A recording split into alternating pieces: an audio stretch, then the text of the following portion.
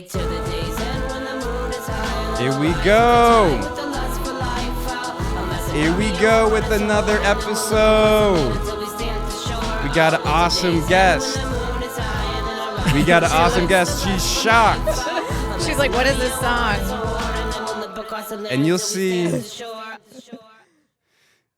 it when you watch it, because the theme is a little gothic, a little spooky, but it's upbeat. It's hip hop. In a fun, cute way. Exactly. And that's the vibe of the show. R.I.P. Society. It's not like we're not emo. We're not too emo or gothic, but it's just at least it sets a vibe. Yeah. Depression? Tongue in cheek. It's a little tongue in cheek, right?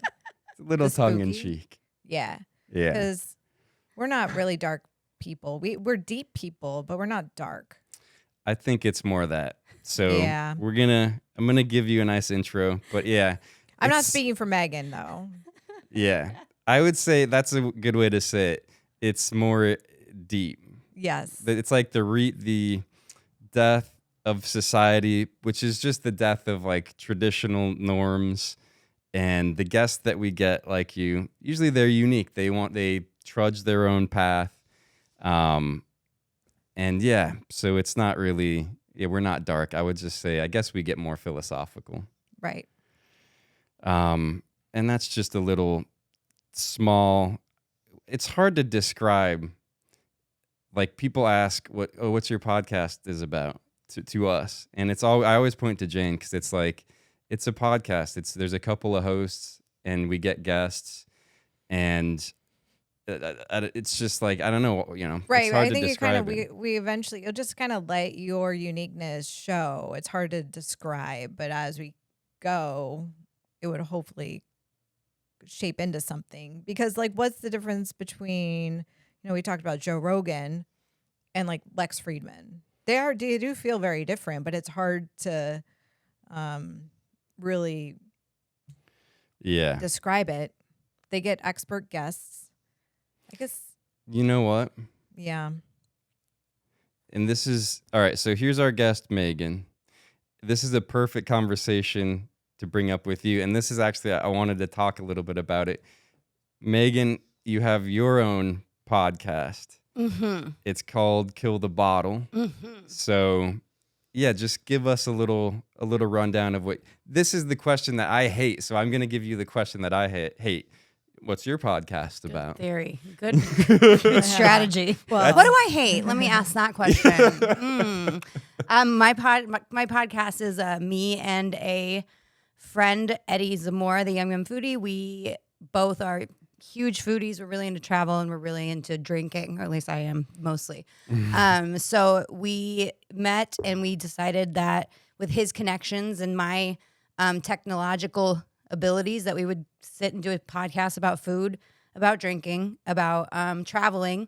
And luckily we have a lot of guests that come on that a lot of them either have their own products, like they have their own tequila, or they have their own rum that they're trying to sell, or their own wine brand that they're trying to sell.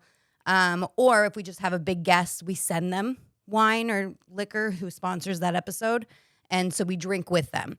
And it kind of gets them loose a little bit. And then we talk about favorite places to eat, where they've traveled to, what they like to drink, if they drink. But we also have a lot of people from the industry in, too. So we have chefs, we have sommeliers, we have winemakers, we have very famous bartenders.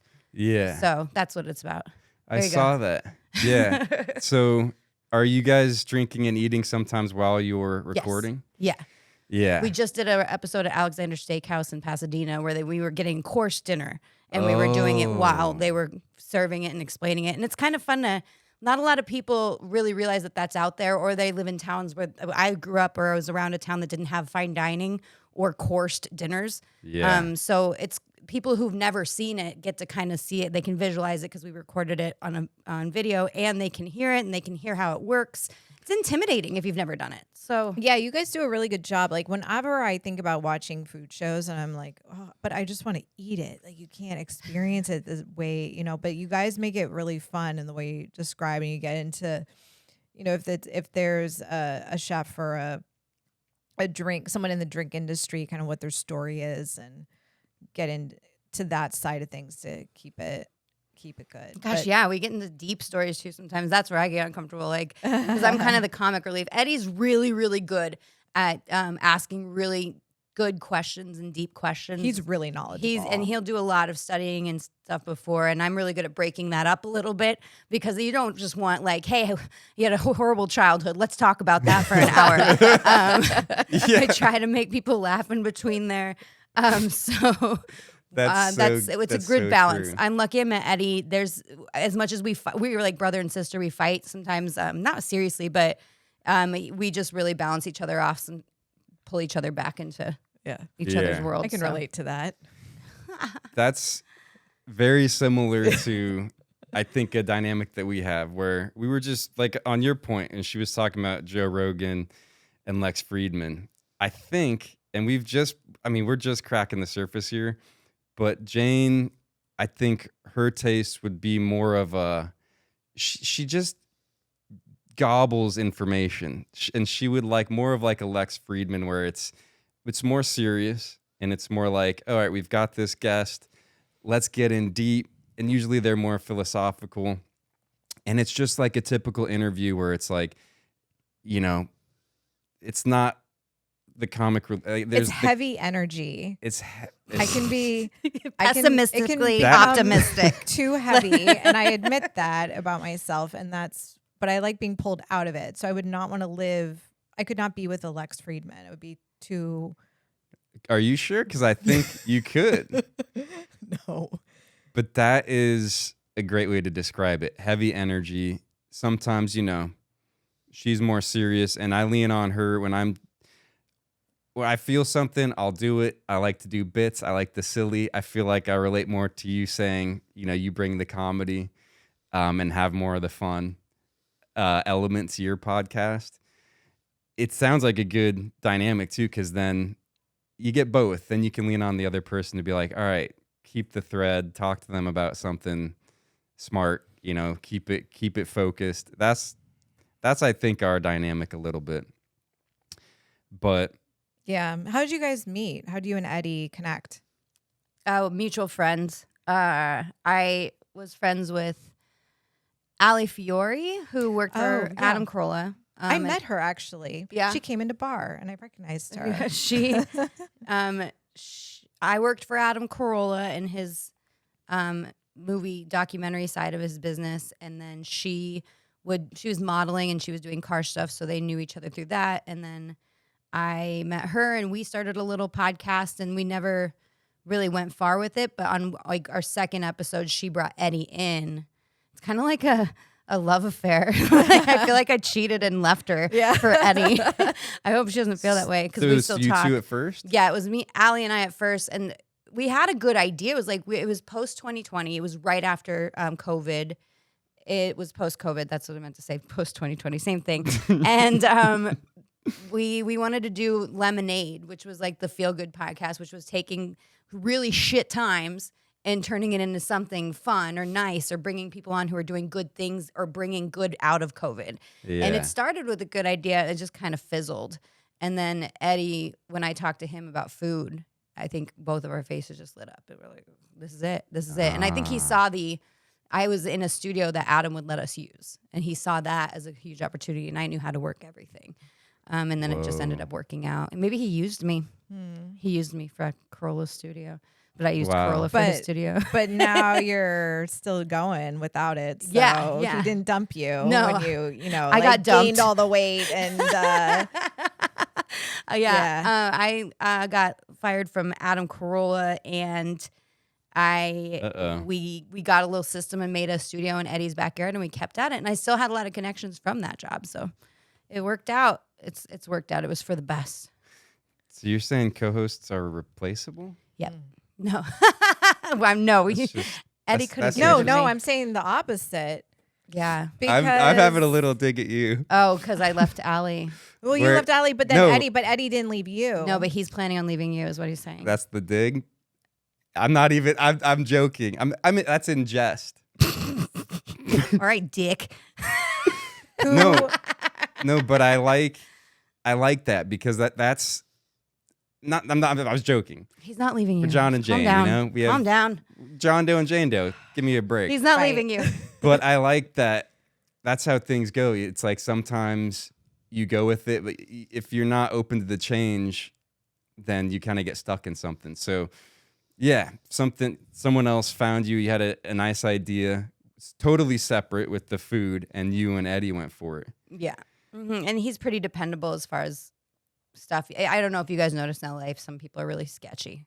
They're not bad people, just they don't follow through.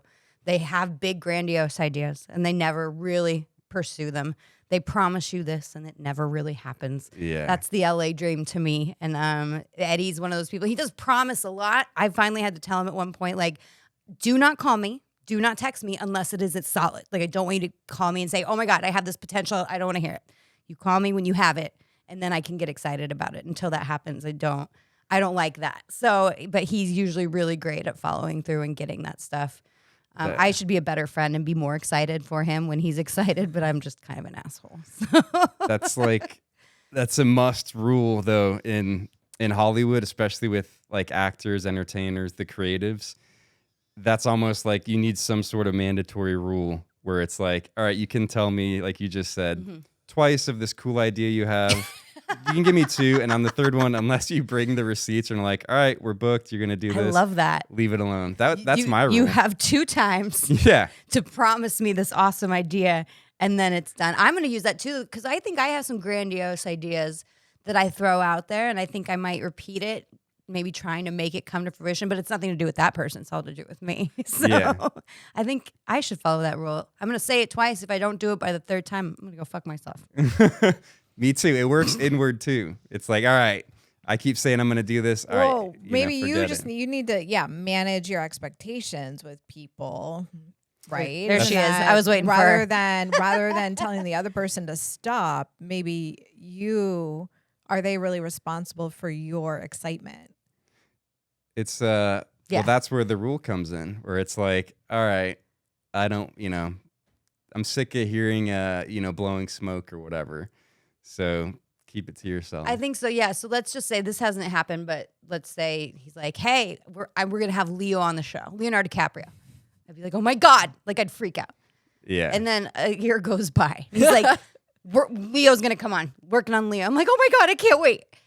Yeah. That's the kind of stuff. I'm like, do not tell me until like it is booked and it is solid and we are there. Yeah. He took me to Napa. We got a trip sponsored by Napa, like 2 wineries.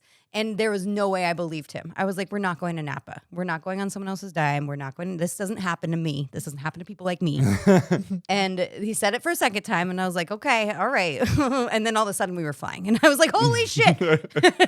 Cut to, I'm in an airplane. Yeah. So maybe I should also give him grace. Like he's 70% follow through. Yeah. I think that's okay. He's a solid CB. It seems like he's got a good grit and work ethic. Yeah. I've met bad, rough people in LA who think that everything's just gonna. It's nice to connect with those type of people, I'm sure. Yeah. Yeah.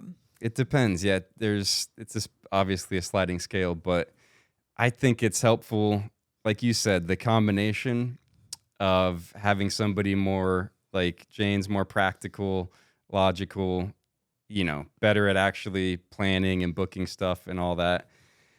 It's good. In LA, I just feel like if I had tried to do this podcast with like one of my more creative friends, like an improv or actor friend, I mean, they are out there that have both the creative side, and the business side, I would call it, of like taking it seriously.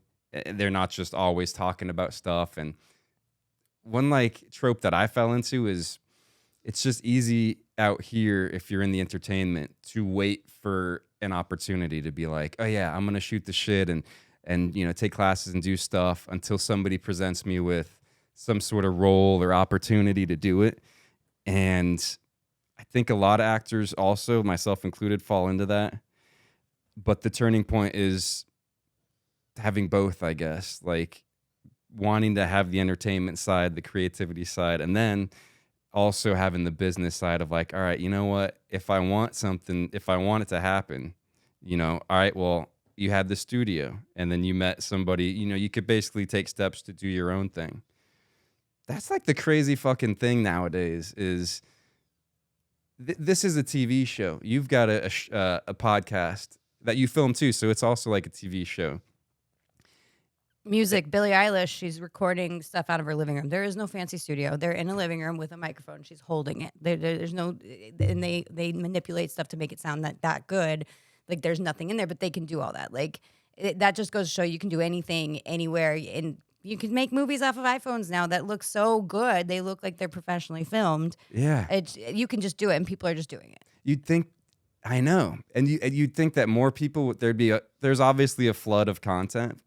But I still don't see a lot of people doing it, like actors and stuff. Like you said, you can make it look professional. I mean, this is a little expensive. These cameras were like $1,000 a pop with the lens, the light, but you can set it up and go. You don't need NBC to sign on your pilot, right? Type of thing. You can literally, and then you have full creative control. Right. You can do what you want to do. You don't have to listen to anybody. That's the New World Order. What kind of notes? Because we've done 2 episodes, and I get notes of, what you should do. Focus more on the guest. You fuck off as the host, but not you, me. This is the notes that I.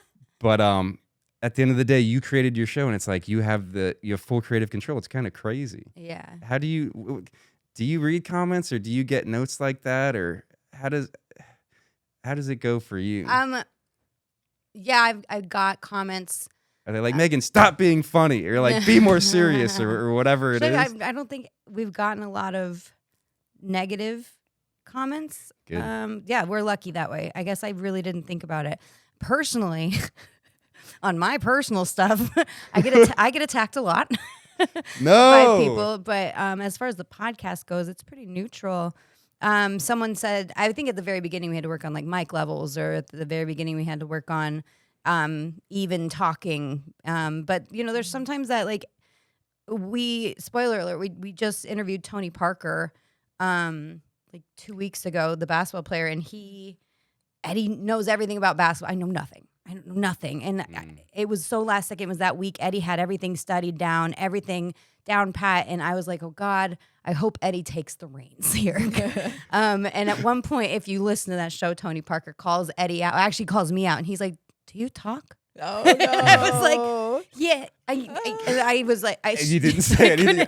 I was like, to be honest, you're just so good looking. You're the best looking person in the room. And I was distracted. Continue. And he laughed, and his managers and everyone, his assistants laughed. So I was like, but I started chiming in after that. But it wasn't with any basketball questions. And Eddie, thank God, he knew all this. He's grew up around Miami. He's a big basketball fan. And that's just something I couldn't tell you rules in basketball. So yeah, it's so even. And there's times when, I want Eddie to shut up, or I'm sure he wants me to shut up. But then there's times where I'm like, no, please go ahead. But I love talk that. away. You represent the every person or whatever. It's like, what shape? The shape of the ball is spherical in basketball or whatever. Yeah, I love that. Have you ever had someone from the industry come on with their product and you were trying it and it was horrible and you had to fake it? Or the food or the wine is bad or something? I haven't. Really? I'm No, surprised. I haven't. Everything's been good. The 2 restaurants that we've been at. Or you're not picky and you have a palate. No, the 2 restaurants we vet before we go in. Because we're not going to have shitty food you want to maintain a reputation. Oh yeah, and we also I don't like putting businesses down. So if you notice on our show when we review restaurants or we talk about them, unless it's really really bad or they offended me somehow, I'll say the experience, but I won't say the restaurant.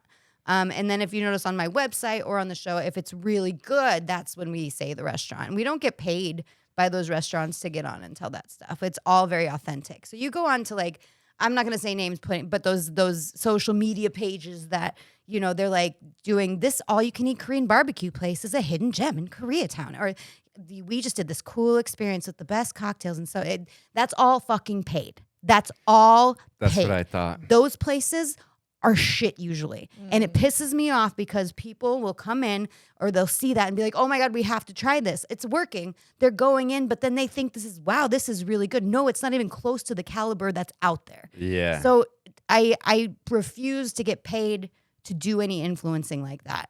If it's good, I will promote it and I will do it for free. Or if you pay me and it's good, I'll promote it. If you pay me and it's bad, which I still haven't been paid, I won't promote it. Right. I just get the free meal out of it, the free shitty meal. So I'm really adamant about us doing that sort of thing too on our stuff, not just I love putting out that shitty content. That's a great draw. You have integrity, because that's what I think. That's what I would think of, like, even just some of these Instagram accounts. They've got enough followers where the restaurant's like, at the bare minimum, probably, oh yeah, free food, and then. Yeah, they're not going to give their true review. And maybe they don't even have as much expertise, but they have the following. So, yeah, that's all. That we don't like that either, getting into branding and sponsors. And they're making good money off of that. If I wanted to be a piece of shit, I could do it too. I'm not I just don't lie. I don't want a family to come out or a single person to come out to LA for the first time with wide eyes and just like, oh my God, I'm so excited. What should I do? And then see false advertisement like that and go have a shitty experience. I feel guilty about that. So I always advise people actually real, good, authentic stuff. Yeah. Even the list, 101 lists in the LA Times. I love the LA Times. I read it all the time, so I don't want to put them down. But I've tried almost every single restaurant on that list, and 50-50. 50% of them are shit. They're not good. I sat there and got terrible service. And sometimes it's finding those holes in the walls and those hidden gems that are kind of important. I can't afford to pay these people a bunch of money. There's like a bunch of restaurants that are known as like where the celebrities go for like paparazzi, or I don't know, like, oh, I forget the name of it. Somewhere, I don't think it's maybe West Hollywood somewhere, and it's like very Instagrammable, like cool pictures, but like the celebrities I keep hearing about them going to these places that I look up and don't seem to have the best food. Like all the reviews are like the food's not that great. I'm like, if I had celebrity money, I would be going to the best places. I want the best quality food. You don't want just the status? No. Maybe they probably get free food. They probably get stuff comped and the owners. No matter how rich you are, something free feels good. I disagree. That never goes away. Even celebrities are like, you've seen them and they're like, oh yeah, you can have that for free. It's like $50. It's literally nothing to them, but it's almost like a status thing. I get shit for free. I guess maybe I don't relate to it, but it's a thing for some people. But I'd rather have the best of the best too. Well, you have to think that the best of the best person or people are coming in, so they're going to get the best of the best service at that moment too. So you'll go in next to Barbara Streisand. Who do you think's going to get the perfect plate? Yeah. Right. Who do you think's going to get the best tasting food? The off-menu items, the secret stuff, stuff, the way she likes it. If there's off-menu stuff, maybe that makes sense that I wouldn't know about. Yeah, you're at the table, by the bathrooms where the busser's going in and out, and nobody's checking in on you. Barbara Streisand's up at the front. Well, Jane Goals.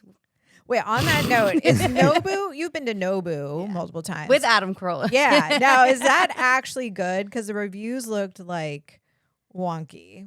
What I had was keep in mind this is sponsored by Nobu. Oh, so. It was great. It was. That's in Malibu, right? Nobu. Or there's multiple. There's a couple. Okay. There's some all over. I feel like it's a chain of restaurants, so I don't love promoting chains unless they're just genuinely good. They get enough money. Nobu gets enough money, by the way. But there are so many unique sushi places that are actually really, really good here that if you have money, if you want to be fancy, you want to have status, go to Nobu. And it was good. I did a tasting menu. There's a tasting menu, a sushi tasting menu. I've had better. Yeah. I've had better around town in cheaper ones that are way better. It doesn't mean it's not good. It's good, but it's a status thing. This is an RIP exclusive of a Meg and a Kill the Bottle review. Have you guys done Nobu? No, we haven't reviewed it. So here we go. We just stole a little bit of what you guys do, took your skill, and now we have... I think Eddie would say it's great. I don't want to speak for Eddie. Yeah. Sorry, Eddie. Sorry, Eddie. It's just my take. It's good. It's great for status. I haven't I've eaten had there. better sushi. That would be exactly what I thought. Yeah. It's more of the status thing. I'm sure it's good because it can't be like, The service is impeccable yeah. because that's what they have to be. Okay, Yeah. it's hard to find good service these days.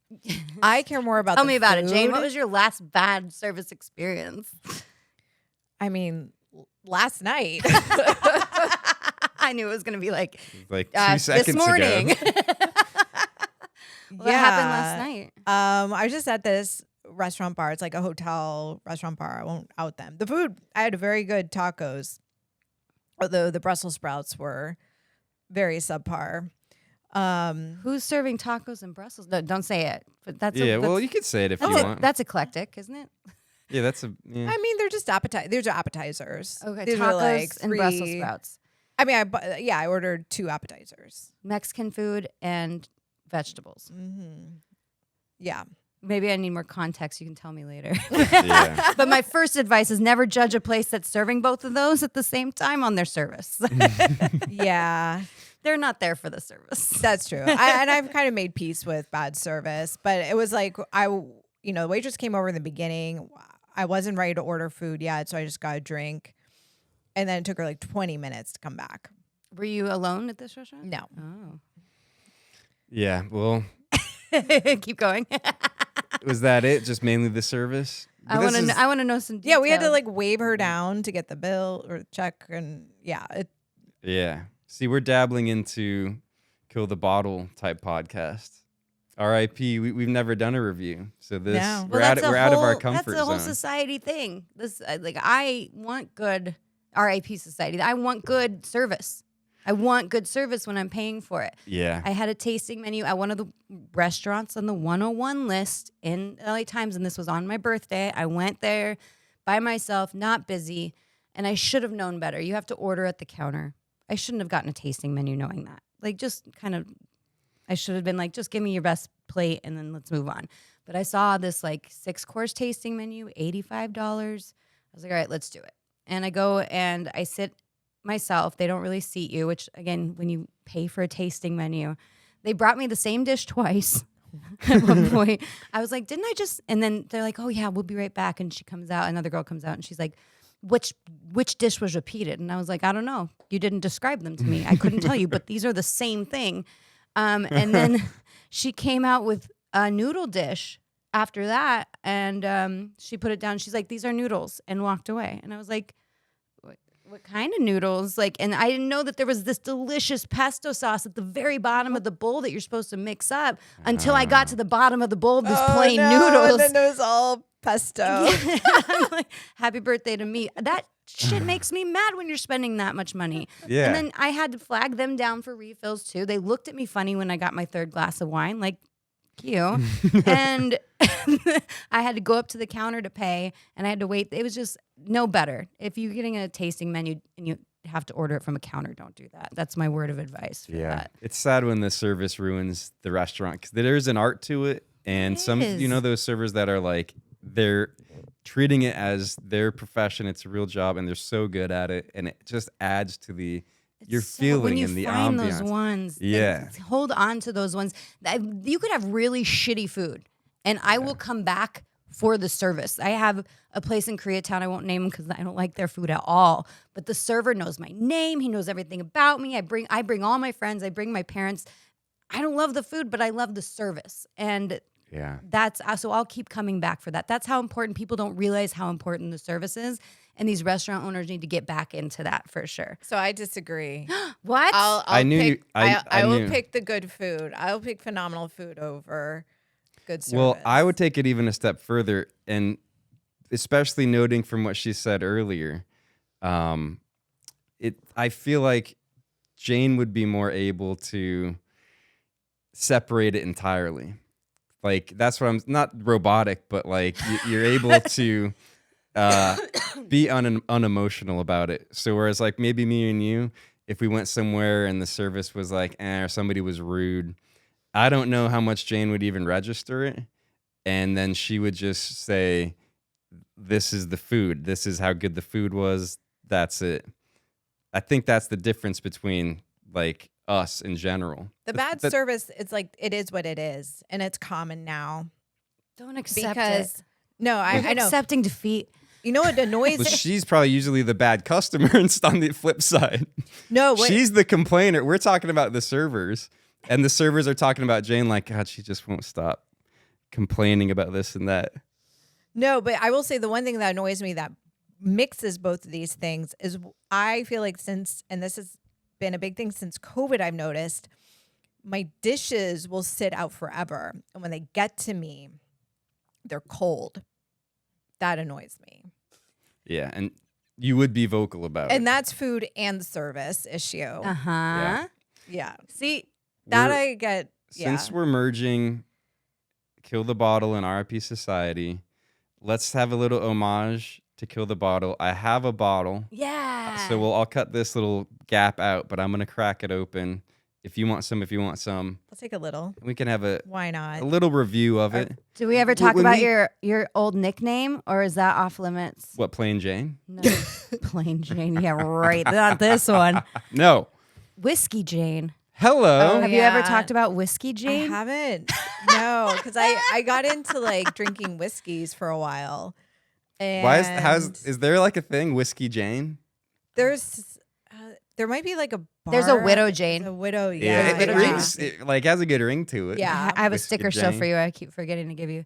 Preface, Janie people at Walker. home, we were friends. We knew each other before this. So we've known each other for a while. I knew her when she was Whiskey Jane. Yeah, I haven't dabbled as much. Oh, we have wine tonight. But yeah, whiskey. I know I still really like it. I just haven't. I've sort of cut back Oh, growing up. a little. Me too. Well, Now feel I just free to drink keep at going. home alone.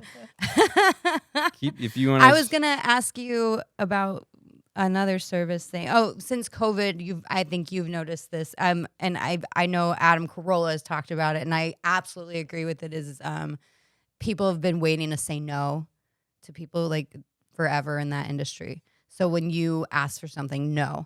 When you need something, no, we can't do that. No, we can't. It used to always be, yes, we can accommodate that. Yes, we can accommodate and that. And COVID's the excuse. Now COVID made it no for everything. No, you can't sit there. You can't do that. No. And now that COVID's over, I feel like some of them are a little angry. They can't. They can't say no to things. And I'm always like, it used to be an industry where people said yes, and like we can accommodate you, anything for the customer. And now it's just like, fuck you, we don't care, but we want to say no to you. Yeah. I don't know how you feel about that. I noticed it with air travel. Oh yeah, no, That's the big one. I don't know if they were ever in it for the customers, but yeah. Oh my goodness. So yeah, I remember this was still in the middle of everything. It was 2021, like it's March 2021. And I was going to Texas from LA, and I wanted some water. Like the flight we'd taken off. I wanted to take an Advil, but I wanted some water to take the pill. Oh my gosh, those pours Jon just gave us. All right. Yeah. Who gets the cup? Who gets the fancy wine? I want the cup. I'm not I should not be trusted with wine glasses. Yeah. Wow. All right. So I pressed the little like button because they're not doing any service yet. I was like, okay. And no one comes for like 5 minutes. No one. And I'm in a aisle seat. So I lean into the aisle, turn my head to the back, and there's like two flight attendants just powwowing at the back of the plane. Mm-hmm. And I'm like, what is going on? And the seatbelt sign is still on. And he was like, you know what? Screw this. I like stood up and I just walked to the back of the plane. And I'm like, can I have some water? Like, even though I didn't. Also, I learned that the seatbelt sign is not. It is. It's a suggestion. Right. Yep. You don't have to follow that seatbelt sign. I kept getting angry at people when they would get up. I'd be like, what? The seatbelt sign's still on. Like, I'm waiting patiently. You wait patiently. Turns out I'm wrong. Yeah. Now, if you get up while that seatbelt sign is on, they will say to you ma'am, the seatbelt sign is on. They will just point it out. They will not say you must get back to your seat. If they do say you must get back to your seat, which would be like in an emergency, then you do. But in the regular middle of the flight, they will not demand that you go back to your seat. They will just say, ma'am, just so you know that the seatbelt light is on. You can still go to the bathroom. You can say, I don't care. Yeah. Yeah. I need a paper towel. Okay. There's stuff on the bottom of this. I just don't want to. Such a bad server. No, I didn't want to. I'm not a. Yeah, Talk about I'm service. such a bad here. Somali. I'm gonna give this place a review on Kill the Bottle. They didn't know how to pour wine, so that was weird. Horrible service. No, I just need one for under. Before I haven't tried it There you yet, go. but can I critique it if it's horrible? You can do whatever you want, Jane. Okay, are we gonna cheers? We have no. Cheers. Air cheers. We're not Air gonna. cheers. Okay. Like- Giant. We don't want glass to of ruin wine. our studio furniture. We're not sponsored Yeah. by Costco wines. We're- Actually, I bought it at Costco. That's So Eddie's favorite. Costco's Eddie's favorite. My partner. He loves Costco. He I talks about it all the time. I have to drink love every Costco. time he mentions Costco. That's our game on the show. we're gonna take that with us. So every time. Costco. Drink. So we're in your world now. This is a cherry pie Pinot Noir 2021 from Napa Valley, San Pablo Bay Vineyard. I think I did buy it at Costco.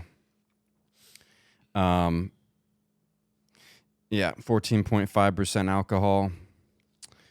I'm going to read the entire government warning. According to the Surgeon General, women... No, I'm not going to read all that. But... Did you hear that Canada just changed their cigarette packs to say a new warning? what could they possibly say that makes it any worse? They have to say smoking harms children. So I'm up to 2 packs a day now. That's crazy. I was like, how can they up their game? Promise? Wait, It used to... harms children. It harms- Children smoke it, or does No, it just- anyone smoking? Yep. So You're I'm on an s- island by yourself. You're smoking a cigarette. It's You're harming hurting children. a child. Yeah. So that's why I'm A smoking child in need. so much. Yeah. It's funny. I really And you're like, think fuck the children. Yeah. Yeah. I'll be up to 3 packs soon. it's big Yeah. business. Okay, you got Well, the like, packets used to have a picture of a fucking mouth. This is Canada because my cousins all smoke. And just like Cancerous. decaying gums. Yeah. You're like, the lungs that are black. They used to just have gore images. Like, you're going to fucking... It used to just say, fuck you, and here's like a dead person. They've tried it all. So I'm like...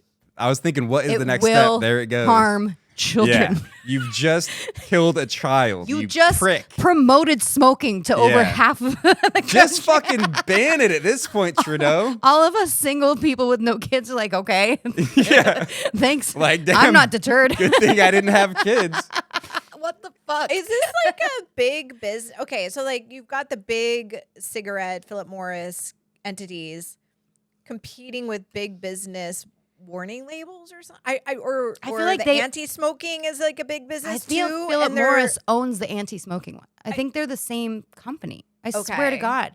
And they're just doing that to look good. I wouldn't put it past them. Those Whatever those that commercials is. make me want to smoke. I see it Yeah. and I want to smoke. It's working. Yeah, It's they got to be, like you said, to look good because you know that nothing you put on the packet, and they've already tried everything, is going to make a difference. Because everybody knows that smoking might be bad for you, however you feel about it. So I don't know why they do it, but it's like, put whatever you want on the packet. Make the packet have little spikes on it or something. I have a good story for that because I got upset. I got in trouble when I was teaching middle school, and I got in trouble for smoking. And I wasn't smoking in school. I wasn't smoking on campus. I just pictured you, the kids are around. Just do whatever you Hey, want. kids. Movie time, all right? Don't talk to me for an hour. No, I would go off campus. I'd go smoke. And I guess a few of the community members had seen me smoking. So they reported it to my school. And I had a meeting. And they were like, you're smoking. I was like, yeah, off campus. It's not illegal. And they're like, well, it just ethically morals. And I'm not. It's not They moral. did not. Why did we turn it into a moral They did issue? not. So then I should have held my tongue because my union rep gave me a look. She's like, Megan, don't. You're not in trouble. You're not in trouble, Megan. They're just telling you like. You're not in trouble and don't get in trouble right now. Don't do it. That's what because I would talk my way into trouble. But I'm thinking like I want to sue him. Like you can't tell me how to act. They're in not my going off to tell me life. to quit, but they were like, well, were you wearing the middle school I was working at? It's like T-shirt. And I was like, no, lucky for you. I don't own any T-shirts from this middle school, but thank you. This middle school sucks. Yeah, I had a lanyard. And they're like, well, when you smoke, in the meeting notes, they said, when she smokes, she's not allowed to have her lanyard on. Okay, fine. But I did not hold back. I sat there and I said, sugar has the same effects as cigarettes. That's a good one. It can damage your body. It can give you cancer. It's addictive. It is so bad for you. It does worse to your organs. Or like, do you serve sodas at this school? Then I said, and the breakfast you force the kids to have in the morning because their parents can't make them breakfast, that is full of sugar. So we are force feeding, I mean, not force because they can choose not to eat it, but we're giving these kids nothing but sugar. First thing in the morning, here's orange juice, here's apple juice, here's a cinnamon roll, and have a good day. But you're going to tell me that I can't smoke a cigarette on my lunch break as an adult. Okay. And my rep was like, Megan. But I'm not wrong. You're not I'm wrong not at all. I'm fucking glad wrong. you said it because And I did kids say it. can't. It's a better analogy because kids can't smoke, so it's like they can watch you smoke. I'd rather them smoke than eat all that much sugar all day. Exactly. Talk about RIP society. Yeah. Yeah. I mean, this is an example. The school system. They've done studies where schools took out sugar from the school. They had better breakfasts for the kids. They had better lunches for the kids. They took out any sugary drinks. They did a whole study, and they did these at really poorly behaved schools. And the grades went up. The behavior went up. The attention deficit disorders that everybody has, that went down. It is sugar. It is sugar, and we are forcing these kids to have it all day. And they eat all day. These kids don't just like have breakfast. They've got Cheetos, they've got hot fries, they've got hot Doritos in there. They're doing this all day in class, feeding themselves sugar constantly. Which is processed. There is the crap, issue. Too. Yeah. It's not just sugar. It's the processed ingredients. And that's all they can throw get. into it. Yeah. Mm-hmm. The snack. And it's cheap. It's a sugar and those processed ingredients, all those horrible ingredients with the seed oils and stuff, they're just cheap. Mm-hmm. It's easy. The snack at our school that you could get was a loaf of sourdough bread wrapped in tin foil and a cup of ranch to dip it in. That and a giant cookie were like the two snacks you could get if you didn't want the pizza and stuff. It's literally, you're stuck with that unless you have a great parent that's going to pack you a whole grain organic sandwich or whatever.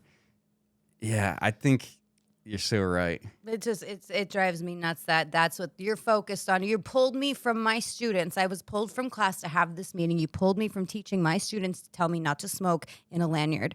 Yet we're feeding them sugar all day. That's really fun for me. But thank you. And I was livid. It's That's one of the so reasons I got good. out of teaching.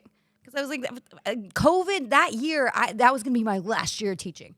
I was like, I'm not going back. I kept getting in trouble. I couldn't keep my mouth shut. I was just like, I'm going to do whatever I want this year because I'm not doing this anymore after this year. So I was having a great year. Like I was more fun with the kids. I was hanging out with the parents at bars. Like I was just like, I was having the best teaching year of my life. And then COVID hit and we never went back to school. So Oh my God. it was like, this is a sign. I'm moving to Los Angeles. But there's a good lesson in that where it's like when you stopped worrying about the rules and like cut loose and we're like, what do I want? How do I entertain these kids? Basically, how do I amuse myself? They were probably more productive, more interested. Like, oh, we want to go to Megan's class. But now, they input so many rules and regulations and stuff that it's like it's not about the kids anymore. It's about the teachers. It's about adults. It's not about the kids. Watch your mouth. Don't do this. Don't do that. Don't say this. Don't have fake swords in theater class, like fake foam swords, because that's going to be considered a weapon and you can get fired for that. Like, it's just like, it's constant watching your back. It sucks. See you later. Hey, Jane. Hi. Yeah, no. I mean, Adam Carolla talks about school like it's so true what he says. I mean, they're run by people who sort of checked out of in society or like engaging in, there's no entrepreneurial spirit, right, that really drives the world forward. It's really sad. Talk about RIP society. Right. Teaching children is a rough job these days. And it's not because of the kids. They're the fucking easy part. It is everything else that's involved in it. Oh. So. Well, this was fun. See you later, guys. Yeah, no, it's not over. I'm thinking this is a good time I put on some inspirational music, and then we can all have a little heart-to-heart with the kids, So that's your camera. That's my camera. That's your camera. I'll start it off, all right? Hey, kids. You ain't got to listen to your teacher. You know what's best for you. They're the authority in the classroom. You're the authority in your own head. Don't fall trap to the people telling you what you got to do and what's trendy and what they want you to do. You got to do what you want to do. Now you're stuck in it. You got to go to school. I can't help you with that. But what you can do is make it as fun as you want and know that when it's over, it's your experience, so you can focus on what you want to do. All right. Go, kids. Class of 07. That's my class. Was that inspiration? Yeah. I have one. Go. Start smoking, quit eating sugar. Actually, probably good advice. There you go. Teacher of the year, they call me. Whiskey Jane, what you got, motherfucker? Don't drink Coca-Cola every day. Just do Coke twice a year. Make sure it's You'd probably be better off. fentanyl free. Right? Yeah. Oh, yeah. Get a fentanyl test for sure. Yeah. Cocaine, you meant, right? Cocaine. Yeah. But it's true. People drink Coca-Cola every day. Every day. Just do some Coke once in a while. That's way better for you. I would agree. I would sacrifice Coca-Cola for Coke any day. Do you have some? I never drank soft drinks growing up. Did you do cocaine though? No. Have you done cocaine? Yes. But only a handful of times. And it's been years. And it was before the fentanyl thing became. That's what sucks. Yeah. And at this point, I wouldn't, and I've done it like you just a number of times. We're in Hollywood. There's fucking actor coke parties and shit. But I wouldn't do it anymore just because of the fentanyl thing. Yeah. And I would do it if they were testing it and they had the strips. And it's annoying because when you're partying, you're not thinking about that. Oh yeah, okay, is it tested? Is it this? So I just am because I had a friend get a hit of the bad one and die. And you see it too, and it's all the statistics. It kind of sucks because it was a fun. I'm 34, but in your 20s to have a few coked up nights or whatever, that was fun. And I mean, now I would not do it. I mean, yeah, then it's still rare to get the bad one, but the stigma is oh, this person dropped dead from an OD. They kind of deserved it, but they were asking for it because they're drug. You got to fly. Yeah. Because they're drug heads. The sad part is, it's people like right. us no, they're that not. have they're done it. recreational. Yeah. They're just out for a We've done it 10 night. times. We did it once, and then you drop dead. You're no different. You're not a degenerate. I do a whole thing on fentanyl in my stand-up set, and I thought this is newer. I thought maybe I'd share it with you guys because... You want the inspirational music back? No. I think I start with another joke, but I go into fentanyl it's a bad business plan. It's a bad business plan. What are they doing? Why are they putting fentanyl? But I was if I do have some slogans though. If I was a big fentanyl, I have some slogans. Okay. Loving it already. Yeah. Love the premise. Fentanyl. Bet you can't just have one. Because you'll be dead. Fentanyl. Once you pop, the fun absolutely stops. Because you're dead. Fentanyl, it gives you wings. Because you're dead. Can I come to that show and just scream that? Fentanyl, because were you worth it? And finally, Like a good neighbor, Narcan is there. Wait, help me describe that one. Narcan. Do you know about Narcan? It's It's the antidote. So Oh. people carry it around to wake you up in case dear you can get it God. over the counter now, and teachers have to be trained on it. So, Fucking hell. like a good neighbor, Narcan is there. You're welcome. Those are all my fentanyl slogans. I perform stand up. Come see it. I love that. Thank you.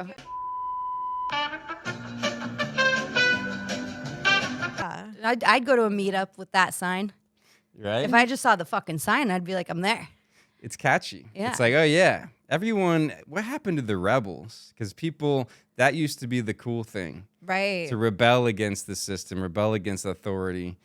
Fucking like hippies kind of did it, I guess, and then You need it. rockers kind of did it, and like now, Yeah. who the fuck is rebelling against It's like anything? because It's you like need genetic mutation. It's like the rebels were like the genetic mutations, and sometimes they fall flat and you die off, but others like catch on and society evolves and gets stronger. If we Yeah. don't have any genetic mutations, we're just kind of flatlined. So we met at some event. I feel like we should just say we met at like some underground sex party. The way we're talking. Yeah, it wasn't that, but we met. But it It's would be just some Hollywood insider Yeah. event or whatever. And then we went on a couple of dates. Is it okay if I say that? Yeah, we can. We're good. Wow. I think I'll cut it out if you want. But like any, Don't if cut you, that out. Yeah, I'll leave it in. That makes more Leave it in. interesting. Yeah, just went on a couple of dates, kind of like you would with any guy. You know, if guys and girl meet, they go on a couple of dates. And you guys didn't get married, or? Not yet. We got close. No, we didn't get married. Dated a little bit, and then just remained friends. Yeah, I don't even remember how it fell into place, but we just kept hanging out. And Yeah, like hookups and stuff. Okay. You know, one of the hookup, what do you call them? Yeah, on a little black book or whatever. Oh. Um, Those still exist? yeah, let me. Are you grab sure my- it wasn't an Nah, underground mine's just the notes sex on my party? phone. No, No. I'm confused. Wow, And- that's interesting. You guys stayed friends, and there's been it's just been natural and no We hard just- feelings. I Not think 'cause about that. we're- I mean, we still Yeah. argue like what you said about her. I think that's how she is. She has like not an insensitivity, but she's very logical and blunt, and just says. I think she just says what's in her brain. I don't know if she even realizes if other people have emotions and feelings. I heard his feelings, and it makes him go limp, and that's why it didn't work. Yeah. She would just say something rude, and I'd be like, Jane, that upsets me, and my wiener doesn't work And my anymore. wiener doesn't work anymore. That's the best. You know what I story. mean? Like, I appreciate the honesty, but sometimes there's some, not insensitivity, but just something, and I don't know how much you're aware of it or how much of it is me being, it's like a sensitive meeting non-sensitive or whatever. And so, like, I've tried to be like, all right, well, Jane, I've tried where you just communicate. You know, that bothers me. That hurts my feelings. And it's like, you know, it's just kind of met with, oh, well, why? I mean, that's okay. And I go, all right, well, I've tried. And You tried to train me. Yeah, I tried to, like, tell her, okay, this is why. And, you know, whatever it is, it's like agree to disagree. Sometimes people are a little different. It didn't work like that. Mm-hmm. But it's good to have friends, and we're in LA, and we do get along enough and have a good, like you and Eddie, kind of like a good relationship for something like this. And I think she had the idea we should just do something, so we did it. Mm-hmm. But That's always good grounding to fit on. It felt like It's like to start on. That's funny grounding to yeah, start. I mean, from my perspective, it felt like, okay, we kept hanging out. Like, there's something there, but I felt like once we had the podcast idea, I was like, oh, that's what we need. yeah, That's what our relationships should be. yeah, exactly. I think that's right. Yeah. Because just us hanging out too much was like, We get wasn't working as a relationship. Yeah, Yeah. Or you would get tired of me. pretty much. I think it's I mean, funny. It's like I can't upset her. It's like she. I think because I'm okay. I could be honest with you, like, yeah, I just need space because I'm just sick of it. And I swear to God, sometimes it feels like the only way she realizes that I'm having an emotion is if I scream at her. I go, Jane, that's enough. All right, I'm sick of it. Yeah, I've heard you. And she's just complaining. But if you give subtle cues and are like, yeah, whatever. They don't register. So it's like that unhealthy relationship where I have to scream at Your her. subtle cues don't register. I think I do with some people. We did a standalone episode. Yeah, I did. Where I almost cried. Being not because of her, not because of her. I was like, Jesus, Jane. No. We were talking about something, and I had a moment where I kind of opened up and was vulnerable about, my past and just whatever. And I feel like 99% of people would have realized I was on the verge of tears. No idea. Then she just had like a little zinger. And even when I told her, hey, Jane, watch the episode back, there's a moment where I almost cry. She didn't even know. I was like, how do you not know that, Jane? That's funny. I mean, I think the second time I watched it, I did pick it up. Yeah, I was like, you but I was eventually looking did. for it. But no, you weren't. I don't think everyone's going. I'll add the clip here. That's why I want to do the show. If anyone can get anything out of this, it's hard to come out of whatever trauma and your upbringing and to strip that all away if you're a hypersensitive person and then like be able to function. You always say shit goes in one ear, out the other. I think you're right. I think I'm like a goldfish. Like I can't remember stuff. And sometimes I feel like every day I wake up and people already have their programming set and it's like I have to it's like reset and I have to like figure out how to get through the day again every fucking day. Like, oh, because I like to live in the moment. And so it's like, I don't know, something up about it. You should reread our text from today because I told you something twice. I told you once. You didn't remember. I repeated it. And then I saw you today. And you clearly hadn't remembered it. But what's the point? I'll put it in. And we'll see if people are like... We didn't release the episode. Oh. Yeah. It was like it's too just personal. us arguing. It was... You're our buffer. We will do standalones, me and her occasionally, I think. We've done one. But I feel like we need someone, a buffer. A buffer? Yeah, you just need a therapist in here. That's what you need, just a therapist to sit here and talk to the next one. That's what I like about Jane is that she's not, there's nothing in her that screams to me bad person. Mm-mm. That's the thing. She'll say things that will hurt sometimes, but they're not true. And there's nothing in her that has I've never heard her tell me like fuck you, like in a mean, vindictive. Like never heard her be like that to me in normal situations when we're talking like that. So there was something about her. We had a whole history with other people too, but there's something about her that she, out of all those people that I was hanging out with, she was the one that I don't think I was very close with. And I was like, no, we'd bump heads. I don't think we're going to be that close.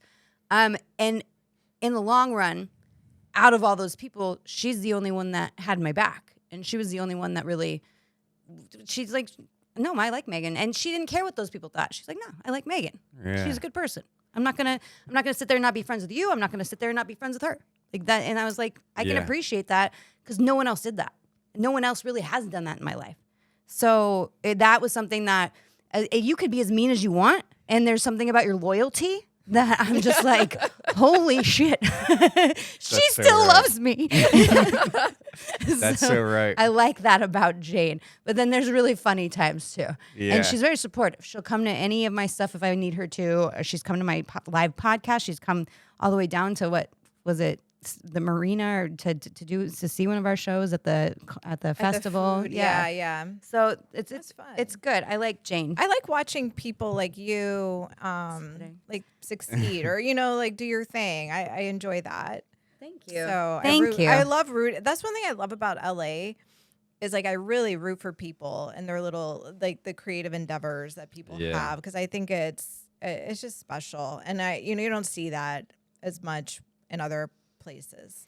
That is such a good point. These are the good sides of Jane. Thank you. Yeah. I like we got like the negatives, the positives. Yeah, I'm glad you gave up the positives. No, because that's correct. Yeah. That's so right. And she's open-minded. She can it's not like some people it in. She takes it in for sure. This is what I love about because you and Matt DeAndrea, who's a friend of ours too, same way. I said you guys are the same people. Where when you first meet Jane, you're talking to her. It's like we're talking about Jane when she's not here. But I will tell her something so important or something really, and she just kind of looks, and I'm like, oh, she's not fucking listening. Yeah, dude, what a bitch. And then like an hour later, out of the blue, she'll bring it up again and have a really serious comment about it. And I'm like, oh, there you are. There it is. And my friend Matt DeAndre does the same thing where I'll say something super serious, and 2 hours later, he'll bring it back up with a solution. And I'm like, you just have to get used to that. Analyzing is not a bad thing, but maybe we should put a time limit on it. So when you stare into space, just be like, all right, timer on. You got 30 minutes before I take it offensively. This is perfect. This is the perfect guest to have on. I can commiserate.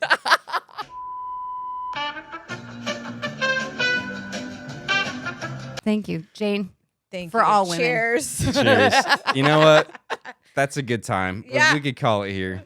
Rolling I'm for an sweating. hour and a half. It's Ooh. hot in here. Ooh. Like you said, this is my We're living drinking room. warm wine in a hot room. Fucking hell. Yeah. Los Angeles, summertime, top floor, in my apartment. Red wine. No AC. Yeah. Did we kill the bottle? We killed the bottle. Oh, good. Oh wow, you did. Wow. No Do you thanks want to me to Jane. take the rest of that, Jane? Um. Are you okay? Split it. Split it. I just want to make sure you're okay. Wait, let's roll I'm out. okay. All right. Okay. Hold on. Let's roll out. We did the inspirational motivation. What else do I got?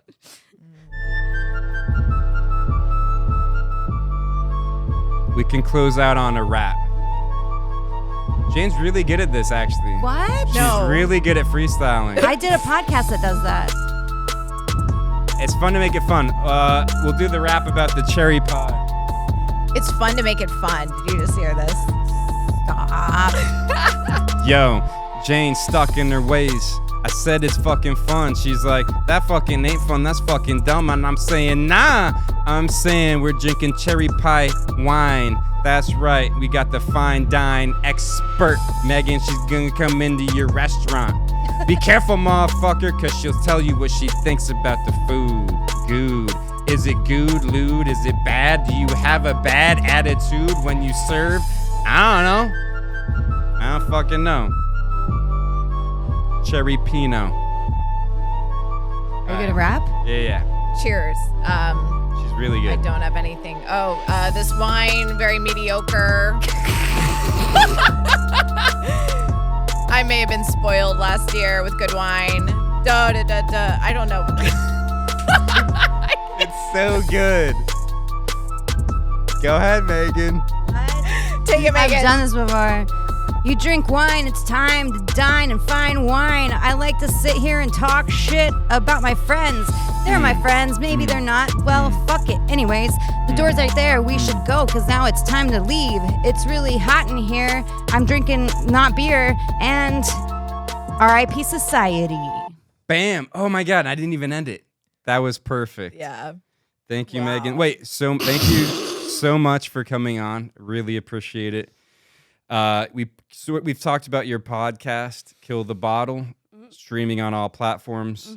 I think you have a YouTube too. Yeah. But what else though? Also, anything now that you want to Follow talk about? Megan The Mess with 2 E's, The Mess You're on Instagram. Really, I love your posts. Thank you. They're They're very really real. funny. Yeah, they're raw. They're raw. They're real. I get a lot of hate, but fuck it. And then I host trivia. If you're in Los Angeles, I host trivia at the Oaks Tavern in Sherman Oaks on Sundays from 5 to 7.